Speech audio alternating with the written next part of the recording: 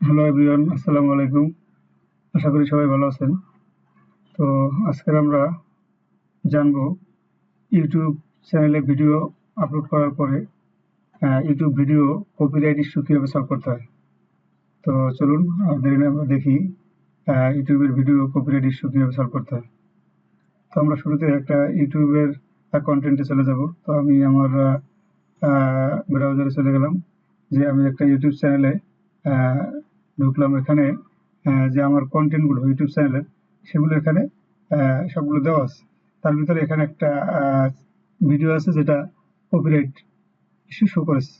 তো এরকমের যখনই আপনারা ভিডিও আপলোড করবেন ইউটিউব চ্যানেলে, তখন দেখা গেছে ওখানেও কপিরাইট ইস্যু শো করে। তখন কপিরাইট ইস্যুগুলো ম্যানেজ করে তারপরে ভিডিও আপলোড করতে হয়। তারপরেও দেখা গেছে আপলোড করার পরেও অনেক সময় কপিরাইট ইস্যু না থাকা সত্ত্বেও পরবর্তীতে এটা কপিরাইট ইস্যু শো করে। তো এর পিছনে অনেকগুলো কারণ থাকতে পারে। যেমন আমরা জানি যে অন্যের কোনো ভিডিও আমরা আপলোড করতে পারবো না।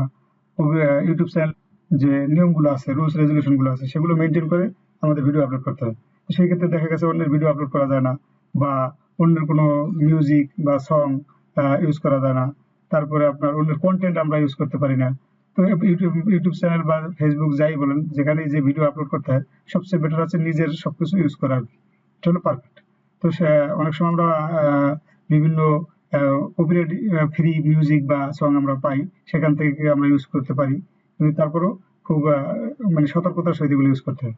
তো এখানে ফ্রি মিউজিক ইস্যু দেখা গেছে ইউজ করা সত্ত্বেও তারপর কপিরাইট ইস্যু চলে আসছে। তারপরে আমাদের এগুলো তখন এগুলো সলভ করতে হয়। তো সেটাই আমরা আজকে দেখবো যে কিভাবে একটা ইউটিউবের ভিডিও কপিরাইট ইস্যু সলভ করতে হয়। তো শুরুতে আমার এই যে দেখেন আপনারা যে এই ভিডিওটা কপিরাইট ইস্যু শো করেছে। তো আমরা এখানে কপিরাইট ইস্যু থেকে সরাসরি যাবো সি ডিটেলস। এখানে আমার কার্সার রাখলেই তো সি ডিটেলস শো করবে। সি ডিটেলসে ঢুকে এখানে আমার চ্যানেল ঠিক আছে, ভিজিবিলিটি ঠিক আছে। এখানে আমার অডিওতে সমস্যা হয়েছে।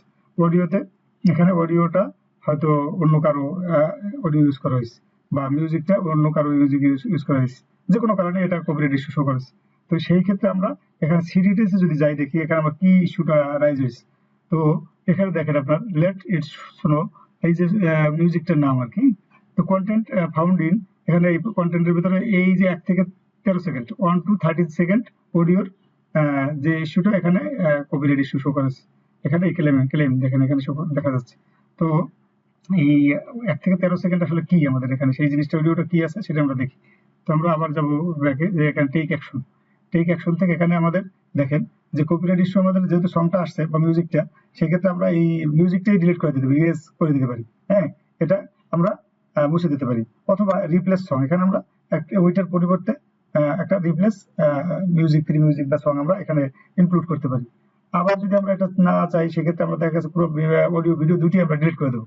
ট্রিম আউট সেগমেন্ট, হ্যাঁ, cut out both video and audio of the claimed segments two resolve the claim. সেক্ষেত্রে ভিডিও অডিও দুটি আমরা ডিলিট করে আবার নতুন করে আমার সবকিছু সাজিয়ে তারপর আমরা আপলোড করতে পারি।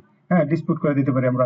এভাবে আমাদের এই জিনিসগুলো যে কপিরাইট ইস্যু রাইজ হয়েছে, সেগুলো আমরা এভাবে সলভ করতে পারি। তো এখানে আমি একটা জাস্ট দেখাই আপনারা, যদি আমি এটা রিপ্লেস সং করি, আমি এখানে যদি ক্লিক করি, এই রিপ্লেস সং, এখানে কন্টিনিউ থেকে এখানে দেখেন এই যে সাজেশন তারা করতেছে, এখানে অল ট্র্যাকস, এখানে লাইব্রেরি আছে, আমার লাইব্রেরি।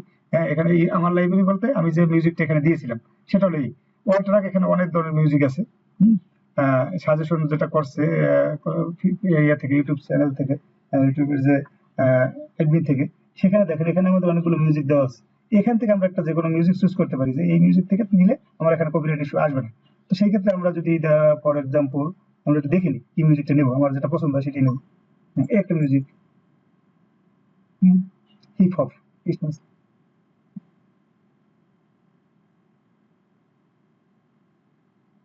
Christmas village.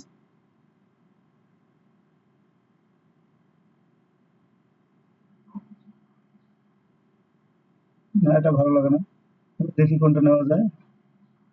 হ্যাঁ, as you like, as you wish, আপনার যেটা পছন্দ সেটা আপনি নিতে পারেন। হ্যাঁ, এটা খারাপ না, এটা হালকা মিউজিক আছে। এই মিউজিকটা আমি ধরেন এই মিউজিকটা আমি নেবো।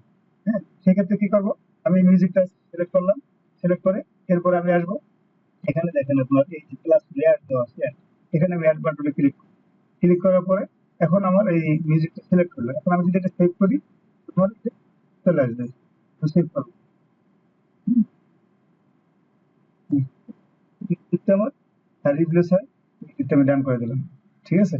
তো আমার এই মিউজিকের যে এইটা ইস্যুটা, এখানে আমার এই 8 মিনিট পরে আমার এটা মানে অ্যাক্টিভ হবে। ঠিক আছে? এটা কাজ চলতেছে। তো আমরা আহ, পরবর্তীতে দেখবো যে আমাদের এই 8 মিনিট হয়তো লাগবে না। After few minutes, just 2 or 3 minutes, maximum 5 minutes পরেই আমরা দেখতে পাবো যে আমাদের এই ইস্যুটা সলভ হয়ে গেছে। তো আমরা আহ, আমাদের যে মূল ভিডিও, ইউটিউবের যে ভিডিও, সেখানে আমরা এখন আহ, গেলেই দেখতে পারবো যে, তো চলুন দেখি আমাদের ইউটিউব চ্যানেলের যে ভিডিও, যেটা কপিরাইট ইস্যু ছিল। দেখেন, আপনারা দেখতে পাচ্ছেন যে এই ভিডিওটা কপিরাইট ইস্যু ছিল। হুম, তো এভাবেই আমরা ইউটিউব চ্যানেলের যে কোনো ভিডিও কপিরাইট ইস্যু থাকলে সেটা আমরা খুব সহজেই সমাধান করতে পারবো। আশা করি আপনাদের অবশ্যই ভিডিওটা ভালো লাগছে। আহ, অবশ্যই লাইক, কমেন্ট, শেয়ার করে পাশে থাকবেন।